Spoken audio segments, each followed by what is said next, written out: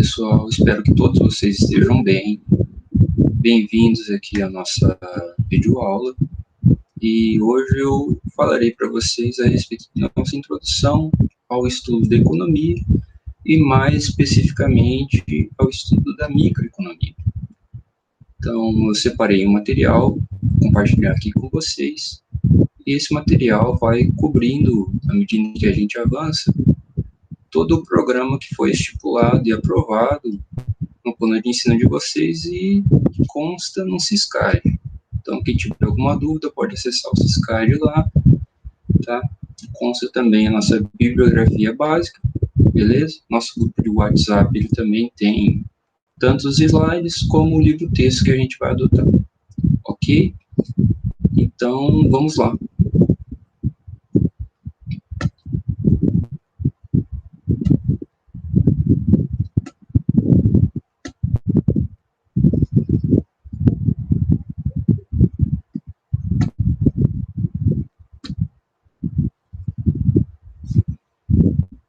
Primeiramente, uma breve apresentação minha.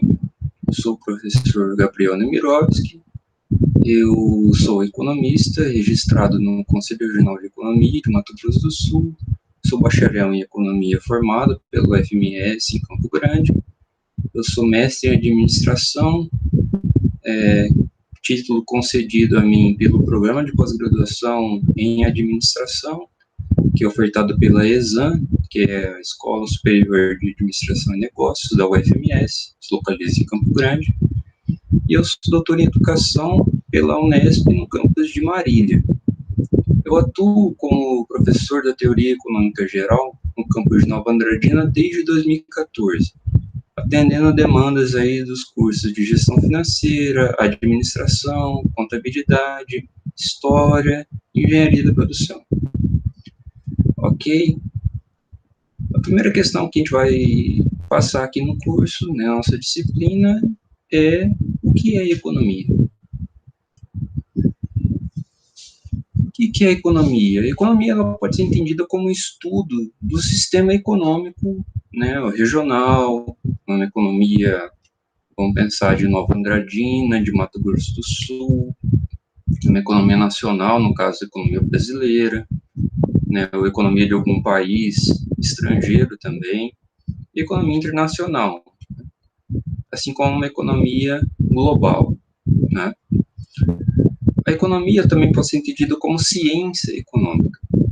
E como ciência, ela tem alguns objetos de estudo, a depender das disciplinas que são colocadas ali para o nosso estudo, né? O objeto de estudo, alguns objetos de estudo principais são a escassez, a distribuição de recursos. A escassez, no caso, seria a privação de recursos, né, em determinados períodos, em determinadas situações, né? A alocação de recursos, como os recursos estão sendo utilizados, se eles estão sendo utilizados da maneira mais eficiente possível, se há desperdício de recursos, né? E o equilíbrio também é visto. É visto de um ponto de vista da racionalidade, né? Ou seja, será que a forma como está sendo utilizado o recurso poderia ser utilizado de uma forma melhor? Todas as necessidades estão sendo atendidas nessa forma de alocação de recursos? Ou seja, há uma eficiência ou há algum momento ou forma mais eficiente de alocação de recursos, né? Então, nós temos algumas disciplinas no estudo da economia. A primeira disciplina se chama Economia Política. Foi o início do estudo da economia. Logo quando a economia começou a se transformar em uma disciplina científica ou disciplina da filosofia separada da questão de moral, da questão de natureza humana, quando a economia se tornou um elemento específico e autônomo de estudo. Então, a economia política, ela passa pela pelo estudo de interesses econômicos, pelo estudo do papel do Estado na economia, pelo estudo da distribuição de recursos entre os agentes que participaram da sua produção. A distribuição de riqueza, né, é muito importante para a economia política. Nós temos a microeconomia, que é a disciplina que nós vamos nos dedicar aqui a estudar durante o nosso percurso nesse semestre. Nós temos a macroeconomia que estuda agregados econômicos gerais. Então, são os grandes agregados econômicos. Por exemplo, o PIB, que é o Produto Interno Bruto, a inflação, o desemprego, as taxas de juros, o comércio exterior, ok? A contabilidade nacional, que é a disciplina que fornece para a macroeconomia exatamente a quantificação desses agregados econômicos.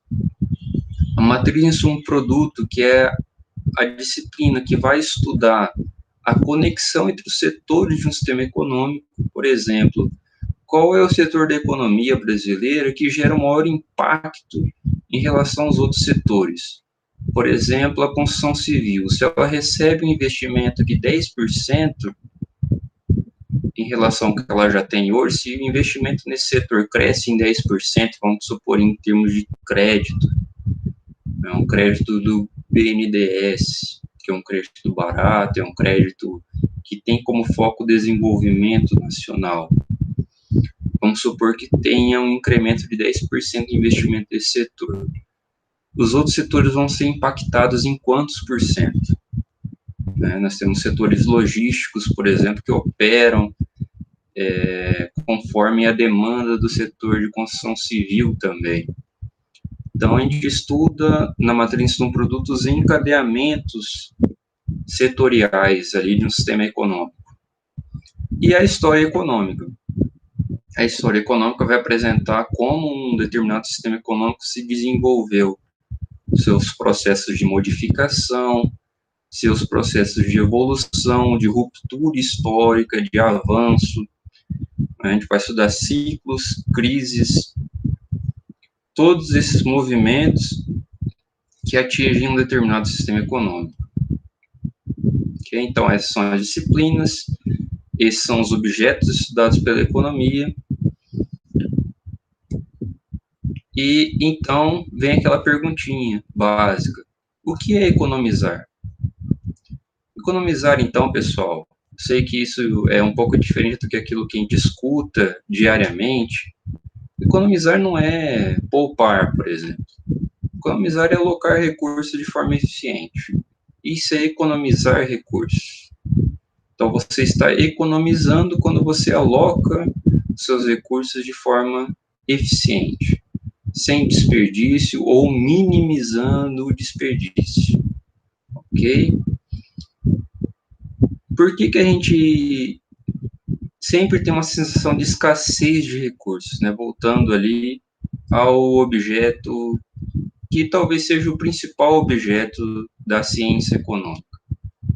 Porque nós temos, enquanto indivíduos, enquanto um sistema econômico, nós temos carências enquanto indivíduos, necessidades, desejos que são muito maiores do que os recursos disponíveis para satisfazê-los. Então, sempre há uma tendência à escassez de recursos diante de todas as possibilidades que a gente gostaria de ter, de toda a potencialidade que a gente gostaria de extrair dos recursos. Então, como os recursos eles são escassos em relação a tudo aquilo que a gente quer alcançar com eles, ou seja, há que se fazer uma priorização desses recursos para determinados fins na sociedade. Então, você não vai conseguir atender o desejo de todos, né, numa sociedade. Então, havendo essa escassez, havendo essa necessidade de priorização de recursos disponíveis, eles sempre estarão em desvantagem em relação àquilo que a gente gostaria, em relação àquilo que a gente deveria ter, por exemplo.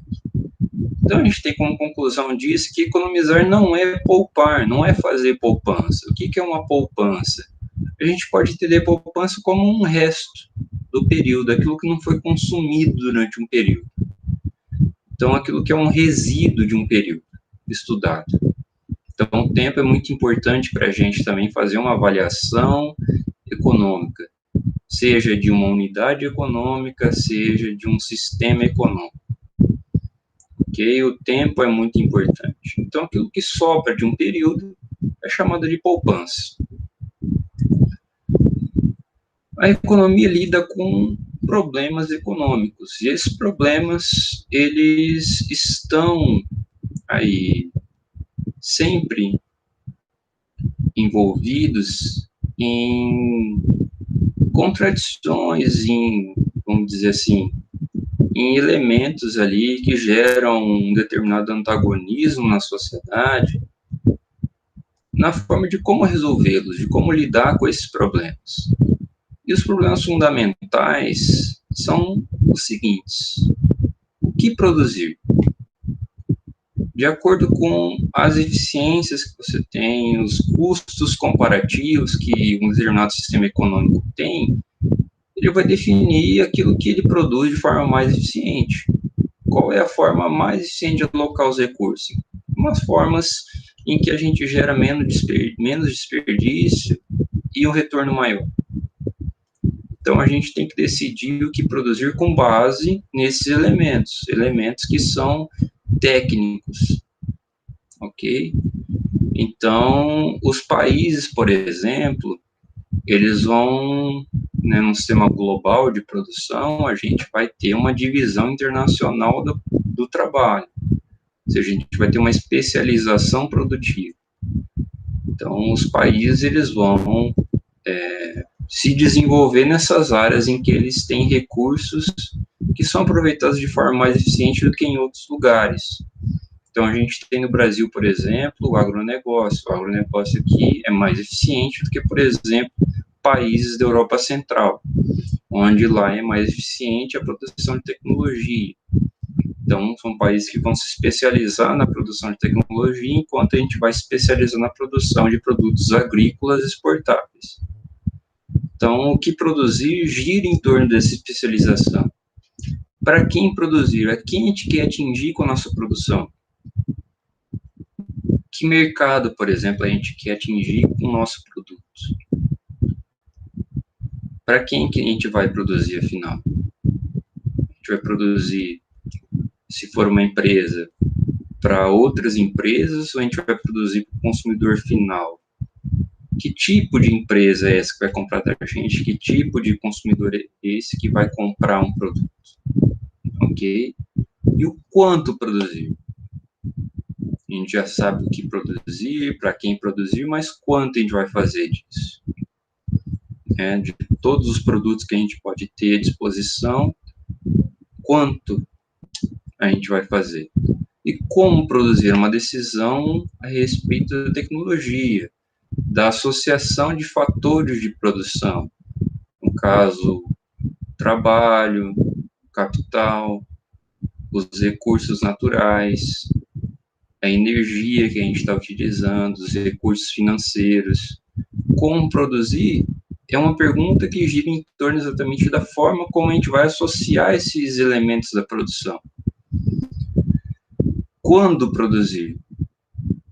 Quando produzir remete a um problema que se originou na década de 70, entre a produção em larga escala, que era conhecida ali do Taylorismo, do Fordismo, as grandes indústrias, as grandes produções, os grandes estoques, e aí a gente passa por um momento de transição até o estabelecimento do regime de produção chamado toyotismo. Claro, se remetendo à Toyota. O que era o toyotismo? Uma produção em pequenas quantidades, um nível de estoque mínimo, uma grande coordenação da cadeia logística, para que, assim que houvesse a demanda do consumidor, haveria também o produto, ou seja, o just in time do toyotismo contra o just in case do fordismo. O just in case é aquela empresa que tinha um estoque enorme, em caso de aparecer uma demanda, você já tem um produto ali. O just in time, ele tem um princípio diferente. Assim que a demanda aparecer, você gera o pedido do produto. Então, você gera uma forma de disponibilização do produto mais eficiente. E aí vem a pergunta de como distribuir.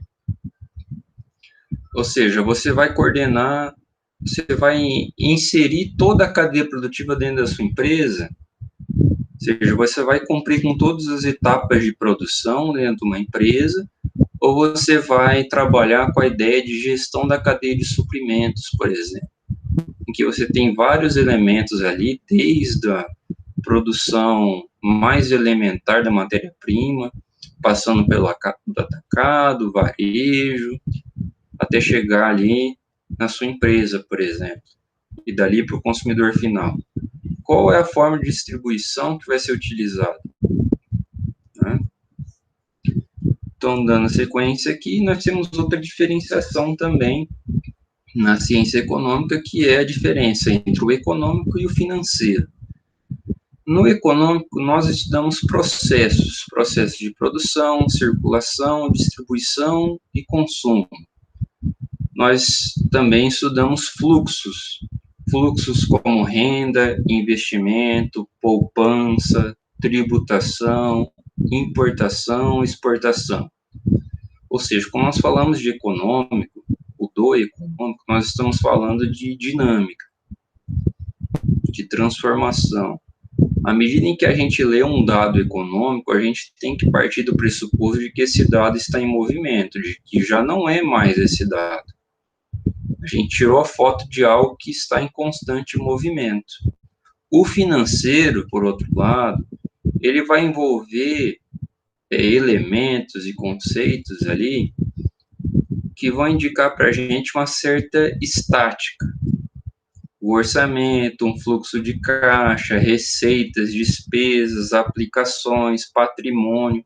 Ele tem uma certa visão estática do processo econômico. É claro que o econômico e o financeiro estão interligados, mas o financeiro, ele faz parte do econômico. Né? Não são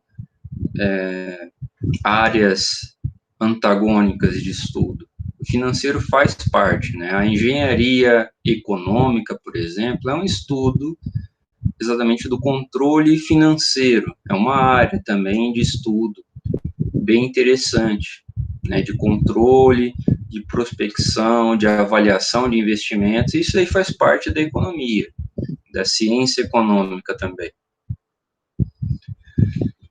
E aí nós temos uma diferenciação que é em relação a custo. Talvez seja a principal forma de diferenciação. Nós temos o custo econômico e o custo financeiro. O custo financeiro é mais simples, nós estamos lidando com despesas que são fixas e despesas que são variáveis, a depender aí da atividade econômica que a gente está falando.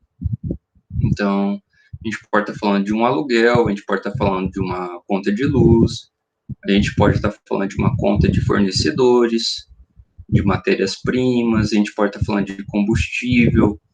Então, o custo financeiro é aquele custo mais imediato, né, de uma determinada atividade. O custo econômico, ele está diretamente relacionado à produção. Então, você tem o custo irrecuperável, por exemplo. O custo irrecuperável, ele acontece quando você tem, por exemplo, um grande investimento numa determinada área de produção. Vamos dar o exemplo aqui de uma gráfica. Você vai abrir um negócio no setor gráfico.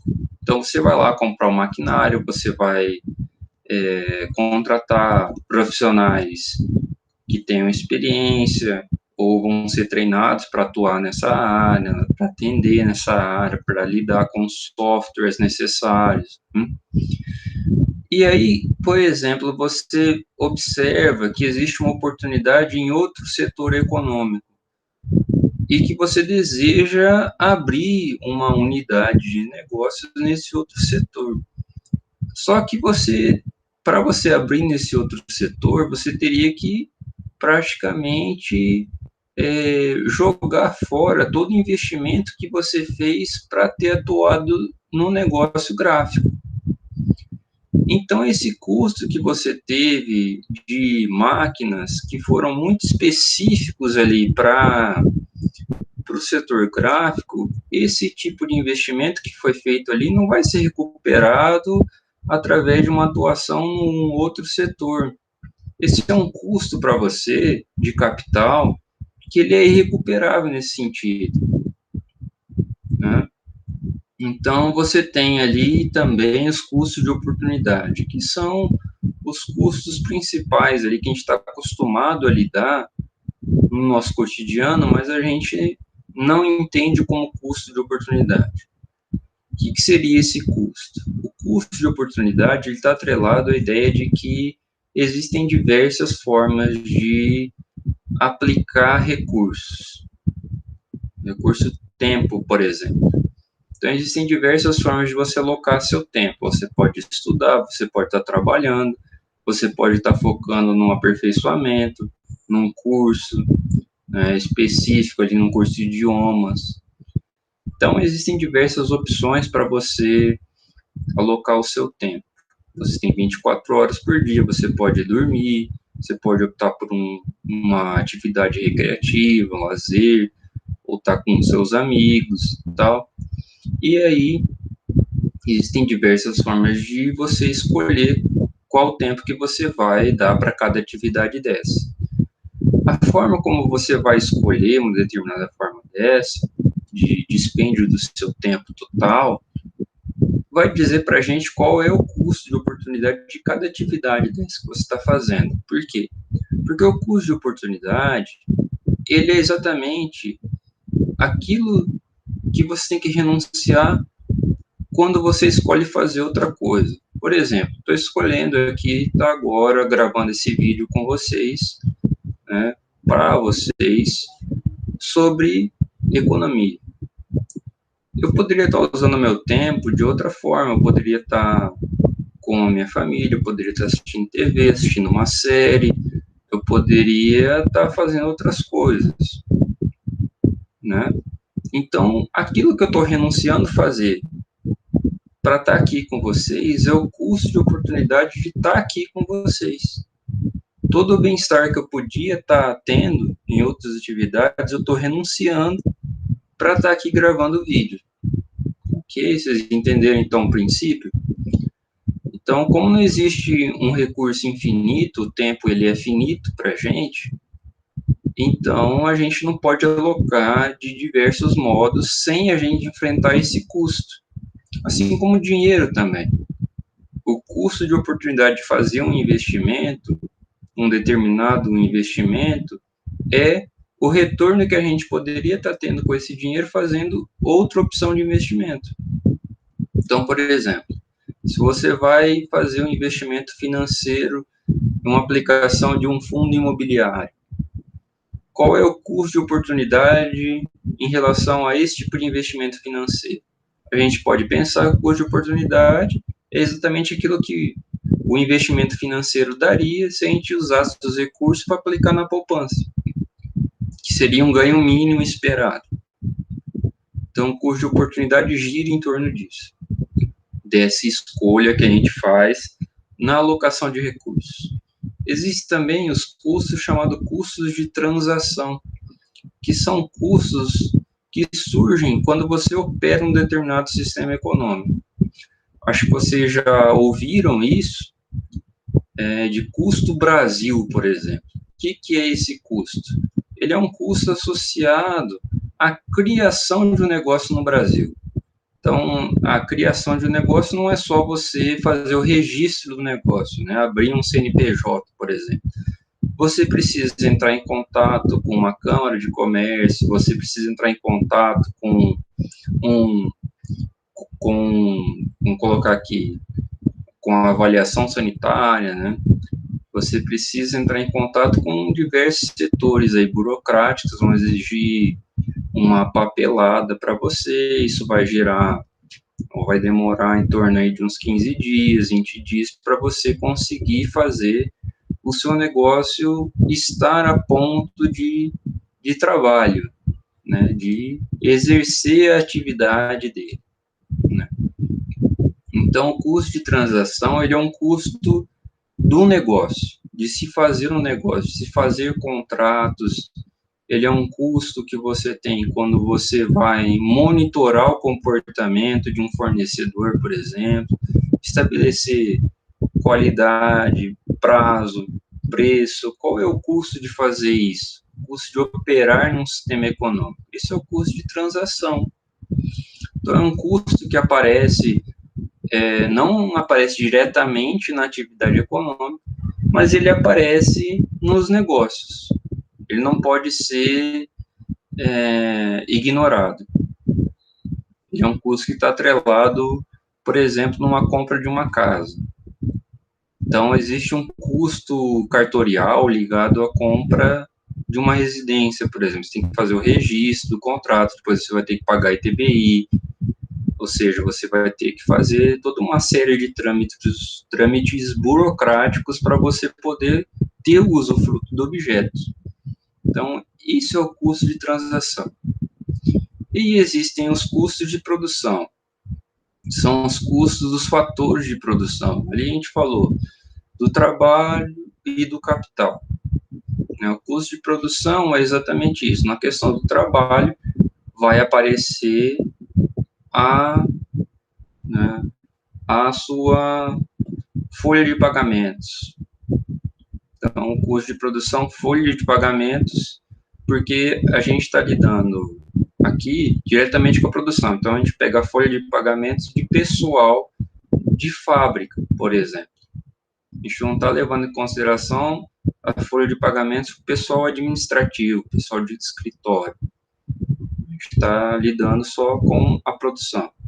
Enquanto o pessoal de escritório entraria como uma despesa, né, fixa ali, um desembolso fixo da atividade produtiva ali, o pessoal de escritório, né, um custo financeiro.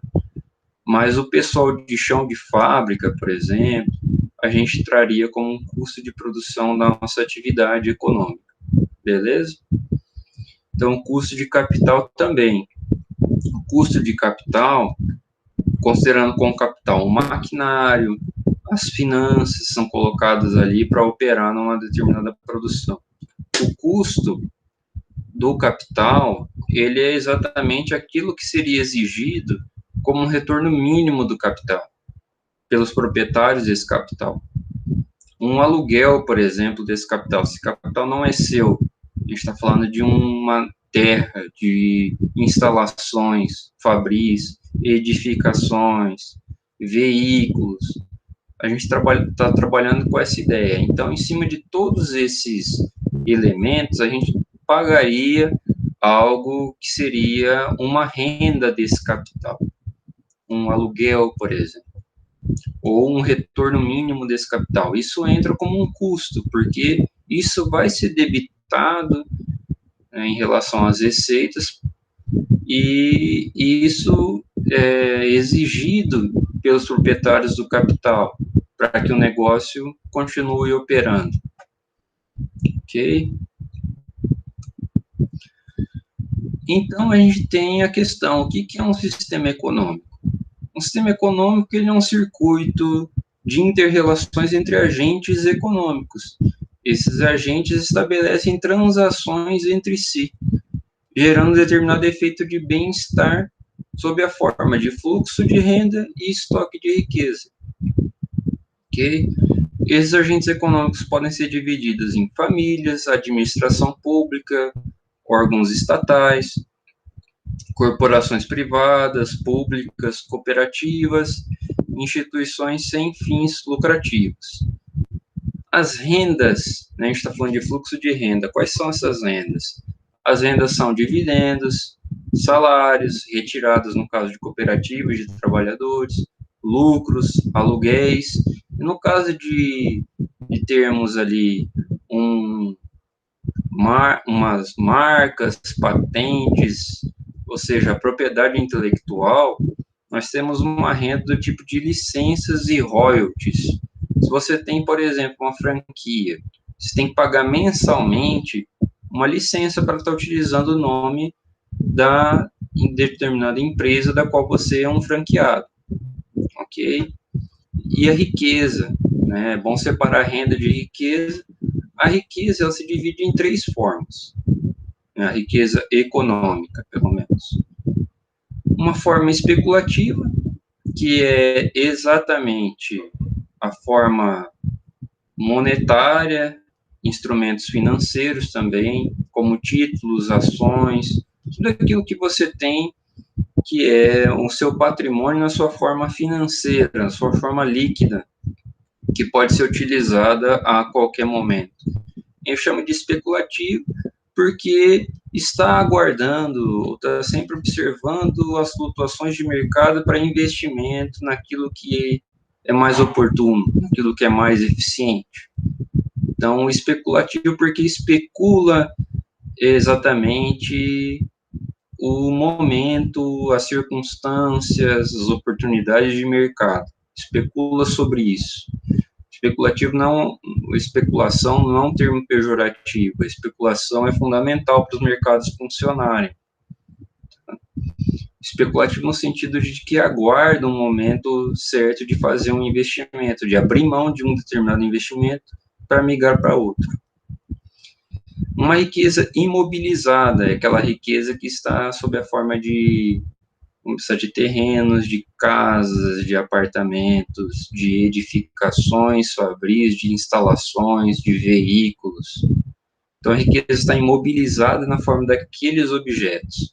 Então, para você conseguir transformar essa riqueza imobilizada na forma especulativa, você tem que recorrer à venda, né, desses objetos imobilizados para você ter os recursos financeiros. E a riqueza que a gente pode chamar de riqueza ideal é aquela ideal porque vem de ideia. Está atrelada à noção de que você gera softwares, marcas, que vão gerar para você licenças e royalties, ok? Então, você tem um sistema econômico que ele é composto por uma rede de transações entre diversos agentes econômicos.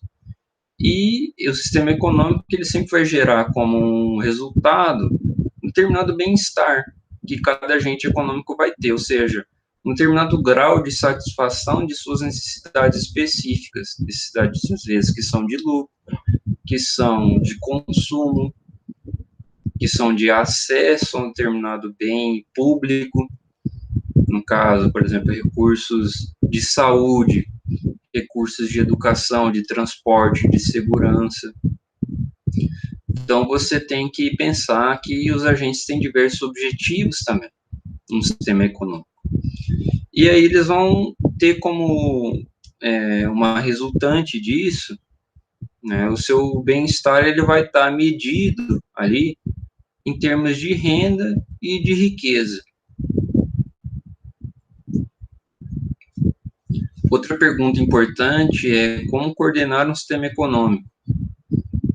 Um sistema econômico ele pode ser coordenado através de três modelos principais. Um modelo de planificação central, que foi um modelo bastante utilizado e conhecido por ser um modelo da União Soviética, né, desde 17 ali até 89. Então, você tem desde 1917 a 1989, você tem um modelo em que o Estado, ele intervia absolutamente na economia e determinava como seria a distribuição dos recursos nessa economia, como seria a forma como as quantidades também consumidas pelas pessoas. Então, você não tinha a forma mercado como uma forma existente ali na planificação central. Você tinha um dirigismo estatal, ok? Então, você tem a planificação, que é um sistema, né, os planos quinquenais, por exemplo, na Rússia, que eram planos econômicos, estavam sendo utilizados, eles eram renovados a cada 5 anos, eles eram reavaliados, de acordo com determinados objetivos de crescimento da indústria, e essa planificação central significava um determinado elemento de distribuição de recursos entre os agentes econômicos. Nós temos também o livre mercado, que é aquela forma de coordenação descentralizada, né, ao contrário da planificação central. O livre mercado, ele vai adotar um sistema de coordenação econômica baseado nas forças de mercado, oferta e demanda. Então, os mercados, eles vão ter como resultado um determinado equilíbrio, e esse equilíbrio não vai ser resultado de uma intervenção estatal. Ele vai ser resultado tão somente das forças que vão atingir ali ofertantes, no caso, firmas, e demandantes, os consumidores. E, de forma mais conhecida, a gente tem um hibridismo. Esse hibridismo, ele vai contar ali com uma determinada participação do Estado na determinação de planos econômicos, a forma de orientar os mercados para um determinado objetivo, e você tem ali uma oposição bem interessante entre o orçamento militarizado, muito orientado para as Forças Armadas, por exemplo, nos Estados Unidos, que a gente pode chamar de militarismo keynesiano.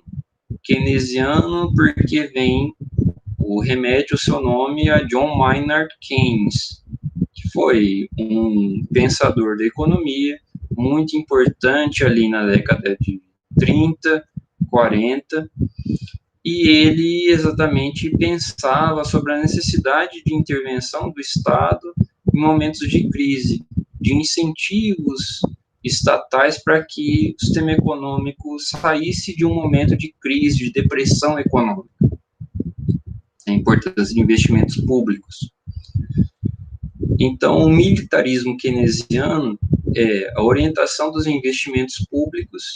Isso pode ser checado na internet, em vários sites ali.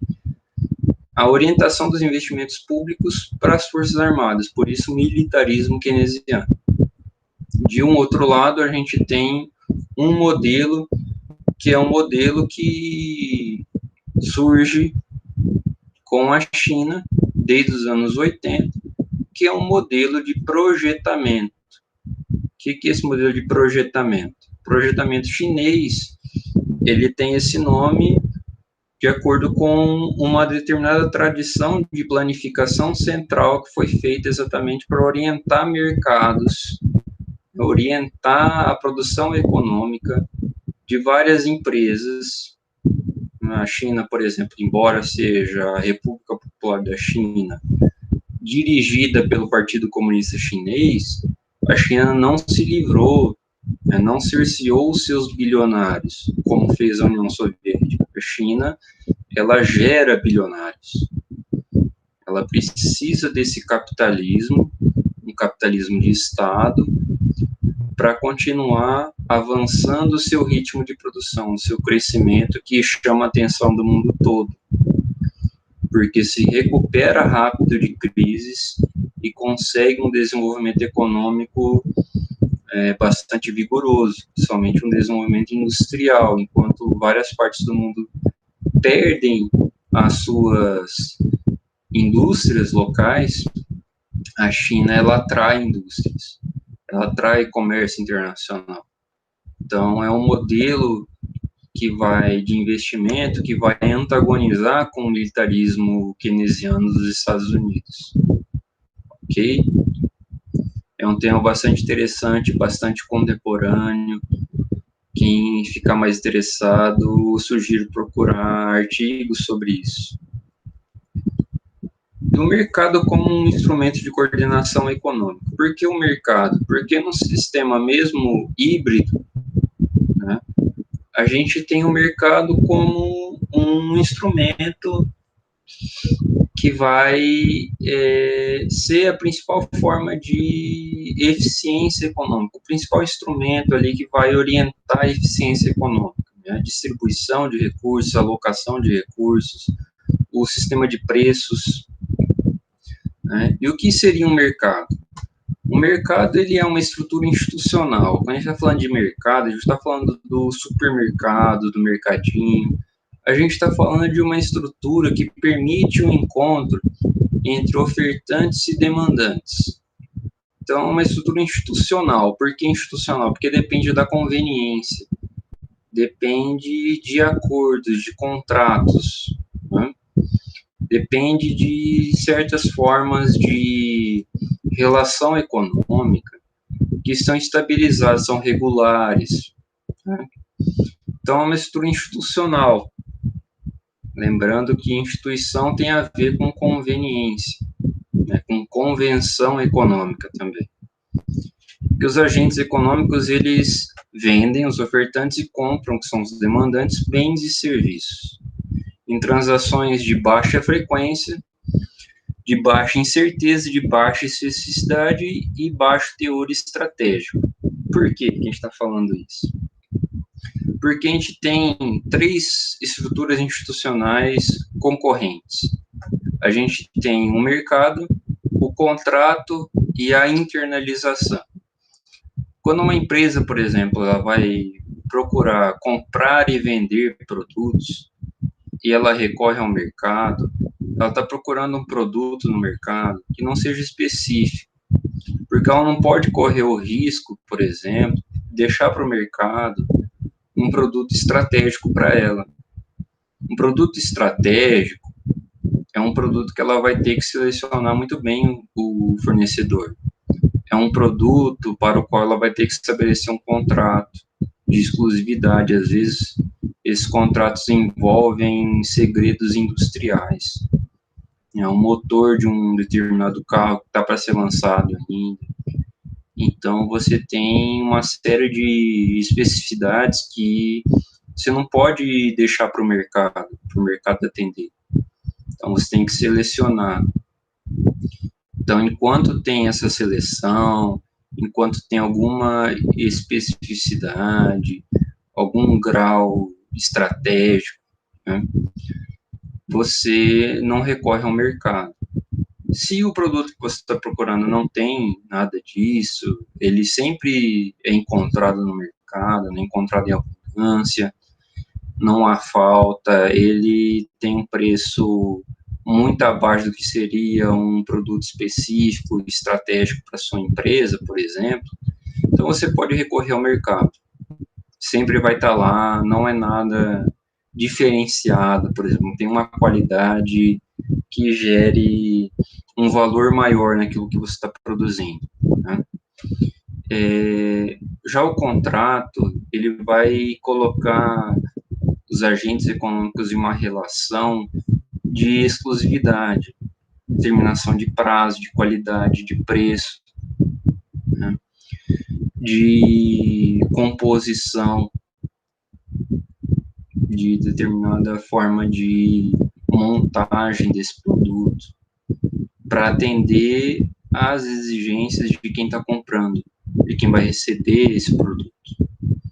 O contrato vai estabelecer normas de comportamento para os agentes que estão fazendo esse contrato. E aí, se o item é super estratégico para uma determinada empresa, um determinado negócio, departamento, ele ele tem que ser colocado sob as vias da internalização, ou seja, a empresa ela não vai recorrer nem ao mercado e nem a um tipo de contrato. Ela vai recorrer à criação de um departamento específico para a criação daquele produto. Então, o produto é de tamanha grandeza estratégica que deixar para o mercado não dá, e deixar para o contrato também não dá, porque quando o contrato vence, a exclusividade também acaba. Então, aquilo que é um segredo industrial para uma determinada empresa pode ser espalhado para o mercado. Então, ser espalhado para outras empresas no setor industrial, seus concorrentes, por exemplo. Então, você vai adotar a internalização, em que você vai construir um determinado departamento, você vai abrir um departamento na empresa para que dentro da sua própria empresa você seja capaz de produzir aquele bem, né, aquele serviço. Falando em bens, nós temos alguns tipos de bens. Bens que são não duráveis de consumo, nós temos alimentos, bebidas, né, bem conhecidos aí. Bens duráveis de consumo, a gente pode colocar aí uma máquina de lavar, um computador, um notebook, uma televisão, um ar-condicionado. São bens duráveis de consumo. Bens duráveis de produção, a gente pode estar falando de um maquinário, por exemplo, né? De veículos, de instalações produtivas, né? De esteiras de produção, por exemplo, terminais de recebimento de carga. Então, nós temos também os bens intermediários de produção, que são os bens que se associam aos bens duráveis de produção. Os bens como chips, como semicondutores, microchips também, né, são bens que são considerados intermediários. E os bens, eles podem ser estocados, é uma característica do bem. Né, como ele é palpável, ele pode ser colocado e armazenado, né, por um determinado período, claro.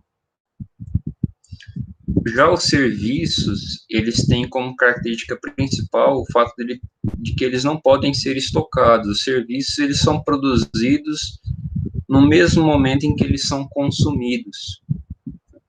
Alguns serviços que nós temos no nosso dia a dia, assim, serviços de seguros e intermediação bancária. Né? Então, quando a gente tem uma conta no banco, a gente movimenta essa conta, a gente está utilizando serviços de intermediação. Quando a gente está utilizando nosso pacote de internet, quando a gente está utilizando um streaming, a gente está usando serviços de telecomunicação.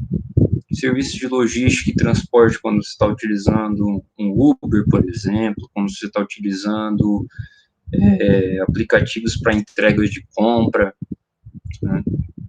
Tem serviço de logística e transporte. Serviço de instalação e manutenção de hardwares e softwares, né? São serviços, por exemplo, em que você leva o seu computador para consertar, por exemplo, fazer uma instalação de um Microsoft Office, ok? Serviços de limpeza, de segurança e de custódia, né? Só para listar alguns serviços que a gente usa, ok? E o que a microeconomia tem a ver com isso tudo? A microeconomia estuda a produção, o consumo e os mercados, que seriam ali a forma sintetizada da relação entre a produção e o consumo, ok? A microeconomia também é conhecida como teoria dos preços, porque se os mercados são a principal forma de coordenação do sistema econômico, né, de organização desse sistema, de eficiência do sistema econômico, então tudo aquilo que é vendido no mercado tem preço. Então a teoria dos preços, ela vai girar exatamente em torno do estudo desses mercados, né? E para fazer esse estudo, a microeconomia vai utilizar modelos econômicos. Beleza? Então, pessoal, essa foi a nossa primeira aula. A gente termina aqui com essa questão da microeconomia. E eu volto com vocês para uma próxima videoaula em que a gente vai entrar de uma forma mais rigorosa no estudo da microeconomia. Deixa eu fechar o compartilhamento aqui. Desejo a vocês um bom aprendizado e até a próxima.